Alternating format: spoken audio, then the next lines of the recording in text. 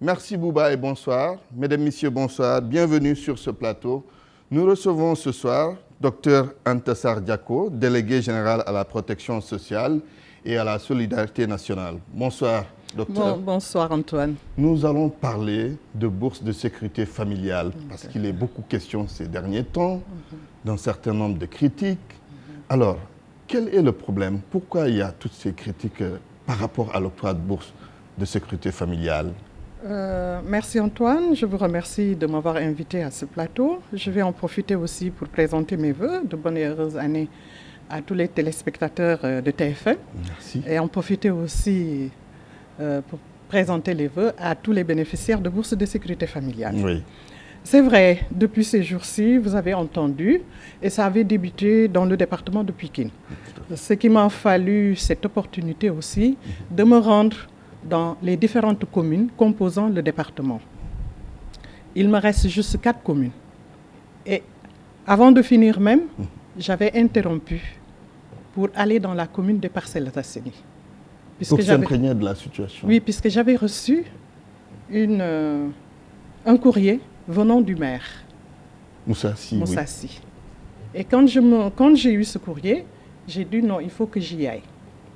Je l'ai appelé lui-même en question, en personne plutôt, pour lui dire que je vais interrompre le département de Pikine et venir le rendre visite dans les Parcelles Assainies pour échanger avec eux et avec tous ceux qui étaient dans le dispositif pour le choix de ces bénéficiaires. Et c'était quoi le problème réellement aux Parcelles Assainies? Puisqu'ils disent qu'on a politisé. Ils disent qu'on a donné des bourses aux militants de l'APR, oui. Ce que je refuse catégoriquement. Ce n'est pas le cas? Pas du aucune tout. Faveur pour les militants de l'APR? Aucune faveur, ce sont des citoyens comme tout le monde. Donc c'est un programme national, donc qui n'écarte personne. Donc quand je l'ai appelé ce jour-là, c'était pour lui dire que je vais venir dans les Parcelles Assainies. Il m'avait dit qu'il n'était pas prêt, il avait un conseil municipal. Mais à la fin, il a accepté. Il a dit qu'il va reporter le conseil municipal pour pouvoir assister. Et ce jour-là, malheureusement, il n'a pas assisté. C'est son adjointe qui y était. Et même la salle où on avait tenu cette rencontre, c'est lui-même qui l'avait mise à notre disposition, puisque la délégation donne tous les moyens pour pouvoir tenir ces rencontres. Mais ce jour-là, il a même dit qu'ils ont une salle où nous allons pouvoir tenir cette rencontre. Arrivé là-bas aussi, j'ai donné la parole à tous ceux qui étaient dans le dispositif du choix. Le président des délégués de quartier, l'imam, la présidente du comité communal, oui. Qui était son adjointe, effectivement, qui abordait dans le même sens que son maire, soit disant que ce sont des militants d'APR qui aujourd'hui bénéficient de ce programme. Je leur ai dit que non. Je leur ai expliqué qu'on a fait pour la première année en 2013. Sur 75 000, nous avons retenu 50 000. L'année 2014, pareil, 75 000, nous avons retenu 50 000. Oui. Donc, il restait 25 000 bénéficiaires et 25 000 pré-identifiés et enquêtés pour chaque année. Ça fait 50 000. Oui, il dit qu'on n'a pas fait les enquêtes concernant certaines toutes personnes. Les enquêtes. Elles ont été toutes faites. Il n'y a jamais eu de bénéficiaires non enquêtés. À Dalifort aussi, c'est le cas, parce qu'on a entendu aussi. Mais c'est ce que je vous dis. Oui. Puisqu'en 2013, il restait 25 000. Oui. 2014, il restait 25 000. Qui sont dans la base de données du registre national unique. Mais quand nous venons en 2015, ils nous donnent effectivement une liste de pré-identifiés de 2015, oui. Qui font les 150 000 que nous demandions pour l'année 2015. Oui. Mais quand ils nous donnent, après enquête, maintenant, les 50 000 qui étaient dans la base de données vont aussi venir retrouver les 150 000 qui étaient déjà enquêtés. Oui. Ce qui fait après un scoring qui devra suivre. Mais après scoring, ce sont les plus pauvres qui vont sortir. Donc ceux qui étaient là en 2013, oui. 2014 vont aussi sortir comme bénéficiaires, oui. Alors, et ne figurent pas sur la liste présente de 2015. Critères de choix, c'est quoi exactement? Il y a la pauvreté naturellement. Et comment vous procédez au choix de ces gens-là? La première année en 2013, la cible c'était juste les ménages pauvres qui ont des enfants scolarisables de 6 à 12 ans. Mais après 2013, le président de la République nous a instruit de faire un élargissement aux familles les plus pauvres et surtout aussi d'inclure les personnes âgées de plus de 60 ans. Ce qui fait que maintenant, on ne fait plus une cible de personnes de moins ayant 6 ans ou 12 ans. On dit on choisit seulement les ménages les plus pauvres. Oui. On ne veut pas dire toujours extrême pauvreté, puisqu'il y a toujours quelques difficultés de voir qui est plus pauvre, extrême pauvreté. Qui ne l'est pas. Qui ne l'est pas. Donc on s'est dit maintenant on prend tout simplement les plus pauvres. C'est ça en 2015, c'est le même critère Même critère, 2014-2015, c'est ça. Oui, pour la 4e phase, parce que nous sommes déjà dans la 3e phase, ce sera les mêmes critères. Pareil, puisque c'est... Qu'est-ce que vous êtes en train de faire justement pour cette 4e phase? Vous savez, pour mettre en place un programme, il faut un concept. Et ce concept, c'était ça. C'est la réduction de la pauvreté. Et nous avons donné aussi les critères d'éligibilité, qui, comme vous venez de le demander, c'est la pauvreté ou l'extrême pauvreté. Puisque, excusez-moi, en Wolof, ils disent ndol, mais souvent, on ne veut pas prendre ce terme ndol. Donc, on dit pauvre. En 2015 aussi, c'était pareil. 2016 aussi, qui se fait prochainement, ce sera pareil, critères d'éligibilité.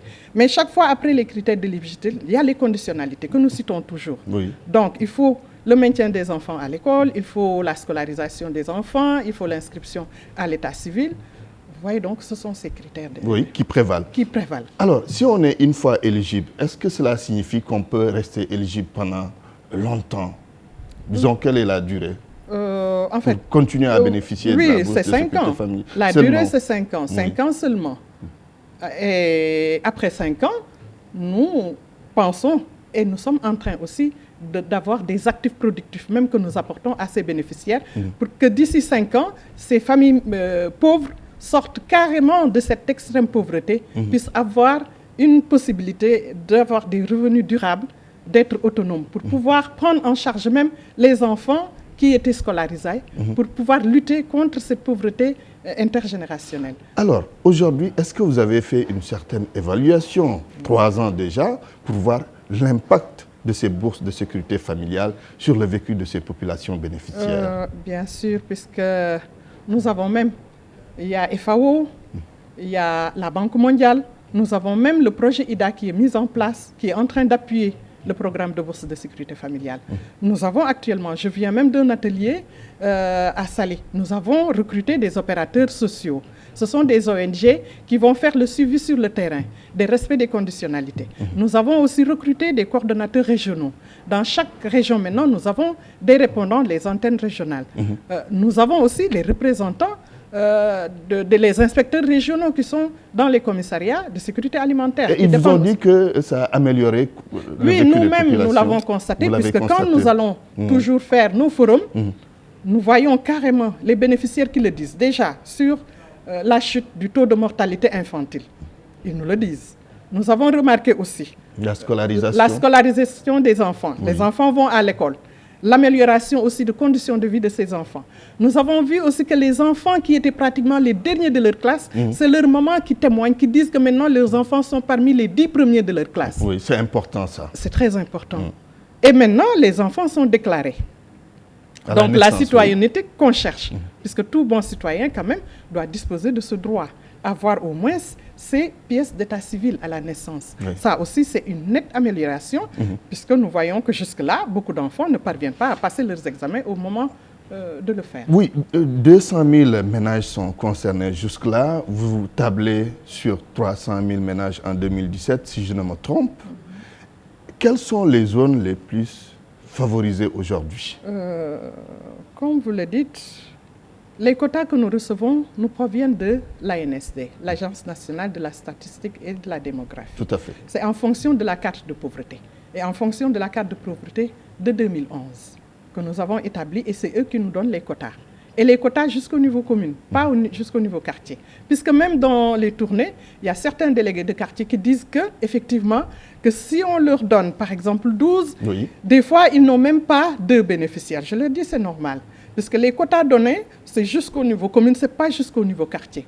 Et qu'après, ils font remonter toutes les données au niveau communal.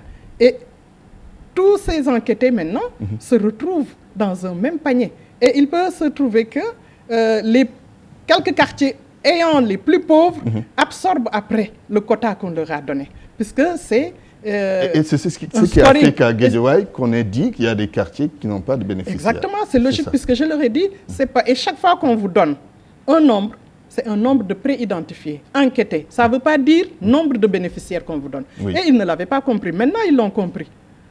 Puisque après, c'est un scoring, puisque c'est une enquête qui se fait et l'enquête aussi est faite par l'ANSD. L'ANSD. Alors, vous avez parlé de la carte de la pauvreté. Cette carte, elle a montré quoi? Les zones les plus pauvres, où certainement il y a beaucoup plus de bénéficiaires. Quelle est cette zone? Mais vous savez que maintenant, même à Dakar, en zone périurbaine, la pauvreté sévit. Puisque là même, à Dakar, nous avons, en 2015, presque 15 000 bénéficiaires, uniquement À Dakar. à Dakar. Vous voyez, qui est un nombre quand même très élevé. Là même, nous avons fait aussi, nous avons reconduit cette année le même nombre de bénéficiaires, les 100 000. Le même quota aussi dans les différentes communes. Mais il y a juste le nombre de préidentifiés qui a augmenté. Au lieu de 150 000, 190 000. Tout simplement parce qu'aussi il y a le registre national unique que nous devons mettre en place, Oui. où il doit y avoir 450 000 ménages pauvres. Donc il faut faire de telle sorte que, à la fin de cette enquête, Oui. on ait ces 450 000 ménages. Donc là aussi, c'est pour toujours expliquer aux maires que ce n'est pas parce qu'on a enquêté un nombre supérieur à 150 000 aussi cette année qu'il va y avoir beaucoup plus de bénéficiaires. Non, on va toujours se limiter aux 100 000 bénéficiaires. Maintenant, en fait aussi, juste avant que je Oui. je ne sois à la tête de la délégation, Oui. vous-même, Antoine, peut-être que même, vous ne saviez pas qu'à Dakar, qu'il y avait des bénéficiaires de bourse de sécurité familiale, puisque tout le monde pensait que ça s'était limité uniquement Aux dans régions de aux régions. l'intérieur. Oui. C'était l'entendement populaire. Mais en tout cas. c'est pratiquement Oui. en 2015 que tout le monde a su qu'il y a des bénéficiaires. Et avec l'acte 3 de la décentralisation, il fallait impliquer aussi les maires. Avant, c'était les maires qui choisissaient. Mais en 2015, ce ne sont pas les maires qui choisissent. Très bien. Vous voyez, il y a tout ça. Et quand ce choix se faisait, des fois même le quartier vous dise on n'a jamais été au courant de ces choix. Oui, parce que peut-être on n'a pas beaucoup communiqué sur ça, non? Mais Quelque part. il y a ce fait, hein, Oui. manque de communication, mais eux aussi, ils ont des conseillers municipaux. Ils doivent tenir un conseil municipal, informer tout le monde. Ces conseillers doivent aller aussi au niveau de leur quartier, informer les délégués de quartier et la population et choisir les bénéficiaires. Très bien. Excusez-moi, ils Pour disent terminer, que pendant oui. la première, deuxième génération, il n'y avait pas de problème. Puisque oui, ils géraient eux-mêmes, personne n'était au courant. Mais aujourd'hui, il y a la transparence. Tout le monde y est. Les comités de quartier sont bien représentés. Il faut que tout le monde soit au courant pour que ce choix soit impartial, ce choix soit vraiment transparent. C'est peut-être ça qui dérange aujourd'hui. Très bien. Docteur Antassar Diako, merci. Je vous remercie. Je rappelle que vous êtes la déléguée générale à la protection sociale et à la solidarité nationale. Merci. On parlait de bourse de sécurité familiale. Merci d'avoir accepté cette invitation. Merci, À vous, Antoine. Bouba, c'est fini pour ce soir. Demain, retrouvez Mamoudou Ibrakan. Excellente soirée chez vous.